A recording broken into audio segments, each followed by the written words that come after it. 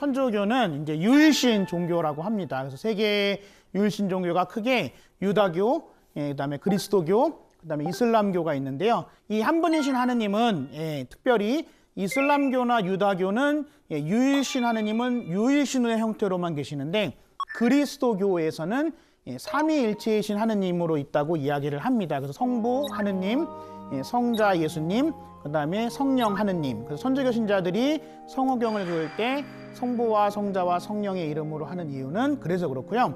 이 세 위격을 가지고 있는 하느님이 한 몸이다. 이게 이제 삼위일체교리인데 물의 화학 기호가 뭐죠? H2O. H2O, 그죠? 물이 액체이던 기체이던 고체이던 화학 기호는 변하지 않습니다.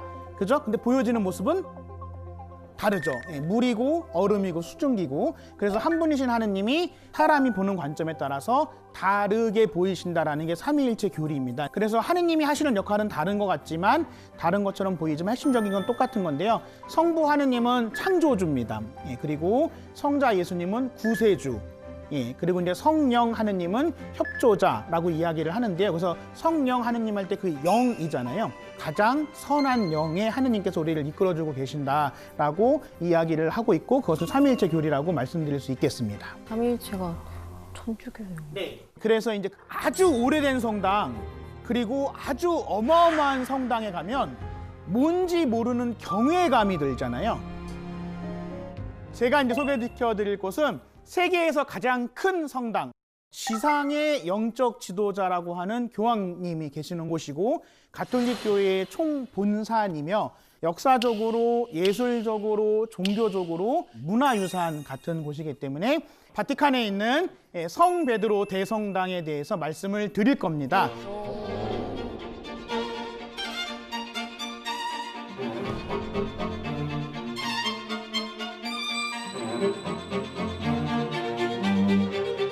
이게 이제 2009년도에 저희 동기 신부님들이랑 바티칸 대성당 안에 지은 그 안에 제대해서 찍은 사진인데요.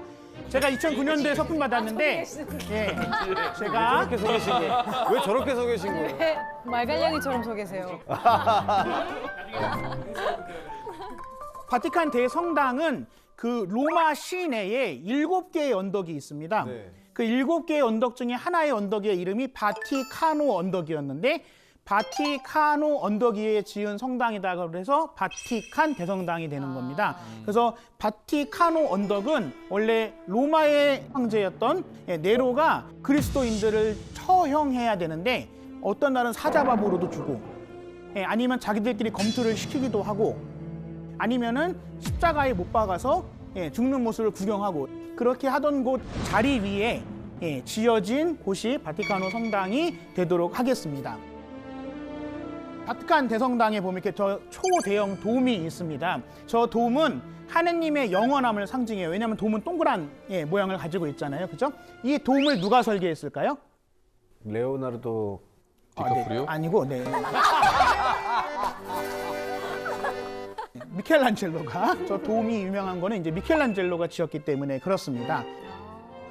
오늘날의 대성전은 미켈란젤로, 라파엘로 같은 인류 역사에 한 번 나올까 말까한 예술가들이 지었기 때문에 돈으로 다시 지은다고 해도 똑같이 지을 수는 없고요.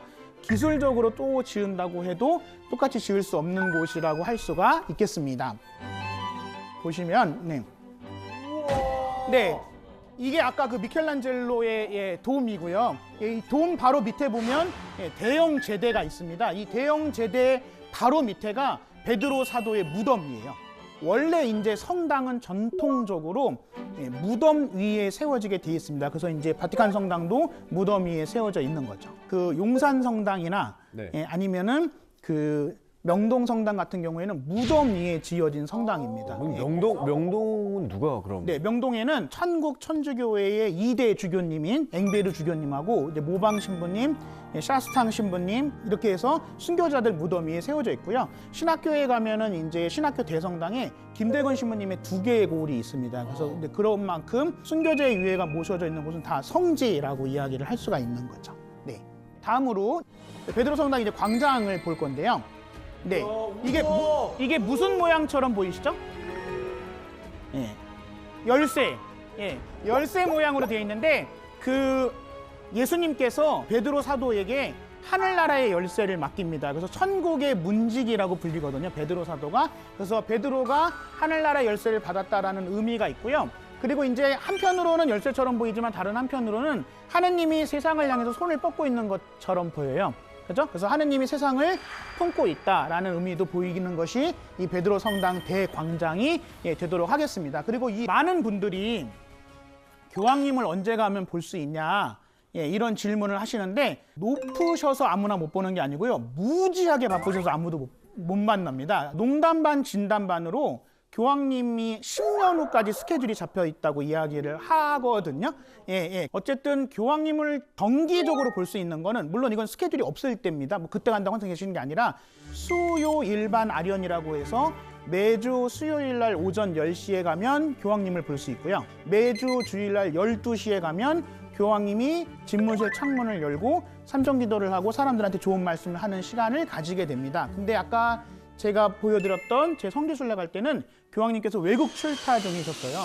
그래서 제가 교황님을 보지는 못했는데 천주교 신부인 저도 교황님을 못 봤는데 스님이 교황님을 보신 게 아니라 교황님과 사진도 찍었어요. 네네. 그래서 스님이 교황님과 찍은 사진을 스님을 한번 찾아보세요. 여기 스님 어디 계실까요? 지금 머리부터 보게 되는데요. 그렇죠. 머리부터 봐야 돼요. 네. 일단 의상, 두 번째 의상. 아 저기 네네. 이게 무슨 일이야 이게? 2022년에 카자흐스탄에서 열리는 세계 전통 종교 지도자 대회라는 4년마다 열리는데 제가 한국 대표로 이제 저는 참석을 했었고 제가 이 사진을 찍고 신부님께 자랑을 했었거든요. 나 봐라. 나 찍었다. 나 교황님하고 찍었다. 그 사진. 보지도 못했는데. 네, 이 사진 보시면 지금은 이제 뭐 그렇진 않지만 예전에는 사제가 교황님을 서서 볼 수가 없거든요. 무릎을 꿇고 항상 교황님한테는 근데 스님은 서 계십니다. 같은 나이네. 그래서 물론 사제는 아니시지만 그래서 여기 가운데에 계시는 교황님이 아마 많은 분들이 아실 텐데 이제 프란치스코 교황님이라고 266대 교황님이십니다. 그래서 프란치스코 교황님은 최초의 남미 출신 교황님, 부에노스 아이레스 출신이십니다. 아르헨티나의 수도. 프란치스코 교황님은 그 전의 교황님들과는 다른 여러 가지로 파격적으로 이제 행동을 하시는 분인데요. 이 얘기를 들으시는 분들은 좀 당연한 게 아닌가라고 생각하실 수도 있지만 원래 교황님은 자기 가방을 자기가 안 드십니다. 왜? 근데 누가 들까요? 수행비서. 비서가 있죠. 사제, 비서 신부가 있는데 교황님은 본인 가방을 본인이 들고 다니시고 그다음에 한국에 오셨을 때 2014년에 한국에 오셨었거든요.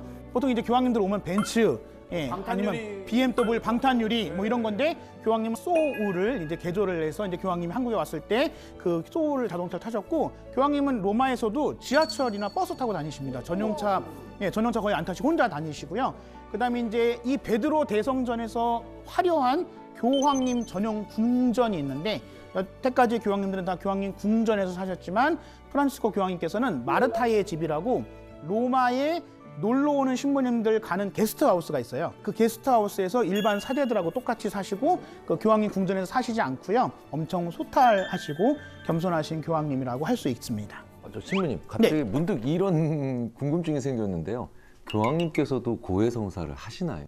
네. 교회 성사는 모든 사제의 의무입니다. 그러니까 교황님이라고 안 하진 않고요. 그럼 교황 누구한테 해요? 보통 사제에게. 그래서 여러분들 나중에 포털에서 프란시스코 교황 고해성사 치시면 교황님이 다른 사제와 다를 바 없이 무릎 꿇고 일반 사람들과 똑같이 고해성사를 보시는 것을 보실 수 있습니다. 이것은 전승에 대한 이야기입니다. 그러니까 전승이라는 얘기는 뭐냐면 구라냐? 그건 아니고요. 구라? 진짜냐? 진짜냐? 진짜냐? 천주교 용어인 줄 알았어. 그것도 아니고요. 세례명인 줄 알았잖아요. 사실이라고 많은 신자들이 믿어서 여러 가지 기적들을 체험한 거기 때문에 이게 꼭 구라냐 진짜냐라고 말할 수는 없지만 여러 가지 전승에 대한 것이 있는데 그 로마의 바티칸의 대성전에 여러 유물들이 있지만 그래도 유명한 거는 천주교 신자들은 다 아시는 십자가의 길, 예수님의 고난의 길 14처가 있는데 그중에 6처가 베로니카 성녀가 예수님의 얼굴을 닦습니다. 예, 그래서 그 베로니카 성녀의 수건에 예수님의 얼굴이 묻어나 있습니다. 예, 근데 그거를 예수님의 얼굴인지 어떻게 할까요? DNA. 예수님의 DNA는 아, 맞다, 수집할 게 맞다, 없습니다. 맞다. 부활하셨지. 네. 예, 그래서 토리노 성이라는 게 있는데요.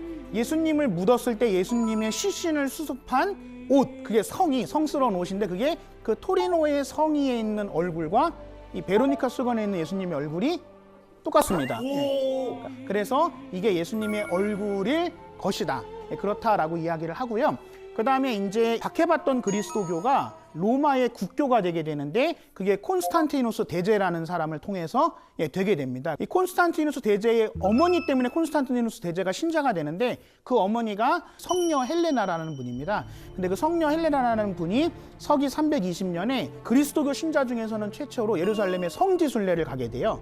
예, 근데 300년 동안 방치되어 있던 예수님의 죽음에 관련된 그 여러 곳에서 이제 베로니카의 수건이라든지 아니면 예수님의 십자가의 조각이라든지 예수님을 찔렀던 창의 조각들 뭐 여러 가지 성물들을 가지고 오게 되고 가지고 온 것 중에 하나가 바로 예수님의 십자가 조각인데 근데 그게 시간이 오래 지났으니까 그리고 거기 이제 예수님만 처형당한 게 아니라 수많은 사람이 십자가형을 받았을 거 아니에요. 그러면 어느 게 예수님의 십자가인지 예수님이 지셨던 십자가인지 알까요? 그건 모르는데. 피? 아니 이제 피가 여러 사람께 묻어 있죠. 그렇죠. 네. DNA. 네, 피 없이 죽을 수는 없어요. 네네. 제가 사과 드린다고 몇 번. 네. 그래서 헬레나 성녀가 했던 거는 뭐였냐면 이미 죽은 사람들 시신을 십자가 조각 위에 올려보는 겁니다. 십자가 조각 위에 올려보는. 아, 피가 뭉쳐지는. 아니 죽은 사람을 시신을 올려놓는다고요. 십자가 조각 위에. 십자가 조각 위에 올려놨는데 그 중에서 한 젊은이가 부활하게 돼요. 살아나게 돼요. 그래서 이게 예수님의 십자가 조각이다라고 이제 인정을 해서 그게 이제 바티칸에 있는 성당에 묘소지게 되는 거죠. 그래서 아까 제가 말씀드린 것처럼 구라냐 진짜냐보다는 그 신앙심에 있다라고 이야기를 합니다. 이제 예수님께서 본시오 빌라도라는 총독 때에 십자가에 못 박혀 돌아가게 되는데 죽었는지 안 죽었는지 확인하려면 십자가를 내렸다가 다시 올리면 제일 편하거든요. 근데 내렸다가 올리면 힘들잖아요. 옆구리를 창으로 찔러가지고 피를 나오게 하면 어차피 말라 죽습니다.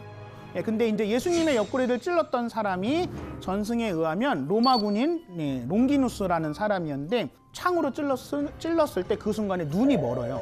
그 후에 그 사람의 식구들이 그 창 조각을 가져오게 되거든요.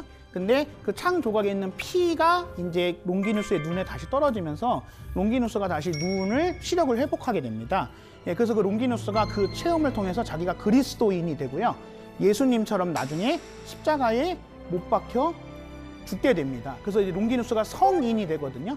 그래서 바티칸 대성전에 가보시면 창을 들고 있는 사람이 있는데 그 창을 들고 있는 사람이 바로 그 롱기누스 성인이 되도록 하겠습니다. 그래서 역사적으로 이 예수님의 십자가 창을 가지고 있는 사람이 엄청난 권력을 누릴 거다라고 해서 서유럽의 웬만큼 이름께나 나오는 사람들이 그 창을 소유하려고 했었고 심지어는 나폴레옹도 그 창을 소유하려고 했었지만 나폴레옹은 끝내 얻지 못했고요. 그 창 중의 일부가 그 당시에 유럽에서 가장 강력한 왕가였던 합스부르크 왕가의 비엔나 박물관에 있었는데요. 그걸 이제 2차 대전을 일으킨 히틀러가 가져가게 됩니다. 그래서 이제 히틀러가 뭐 유럽을 정복하게 됐다라는 뭐 그런 뭐 야사 같은 얘기도 있고요. 히틀러가 멸망한 다음에는 다시 이제 오스트리아의 비엔나에 있는 합스부르크의 왕가의 박물관에 옮겨지게 됩니다. 그래서 이제 베드로 대성전에는 그렇게 예수님과 관련된 여러 가지 유물들이 있고요. 다음으로 제가 말씀을 드릴 거는 한국 사람들한테 굉장히 각별한 건데요. 이 갓쓴분이 누굴까요? 성 김대건 안드레아 신부님인데 한국인 최초의 신부님입니다. 사제가 되고 1년 만에 박해받고 돌아가시게 되는데요. 이 바티칸의 외벽에 보면은 여러 유명한 성인들을 조각을 해놓는 게 있는데요. 그 비어있는 곳이 곳곳에 있거든요. 근데 이 비어있는 곳곳에 작년이 김대건 신부님 탄생 200주년이었습니다. 그래서 김대건 신부님의 성상을 저곳에 모셨으면 좋겠다라고 한국인 최초의 교황청 장관인 유흥식 추기경님이 프란치스코 교황님께 건의를 해서 곧 바티칸 외벽에 세워지게 될 거고요.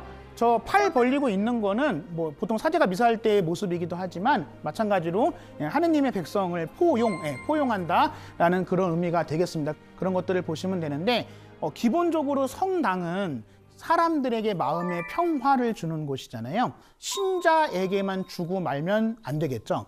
그죠? 신자 아닌 분들에게도 마음의 평화가 주어져야 되는데 또 모든 그리스도교 신자들은 자기들의 신앙에 만족하고 자기들만 행복한 게 아니라 세상에 있는 모든 사람들에게 선한 영향을 행사하는 게 기본적인 의무라고 생각을 하고요. 그게 예수님께서 이 땅에 오셨던 본질적인 목적이라고 생각을 합니다.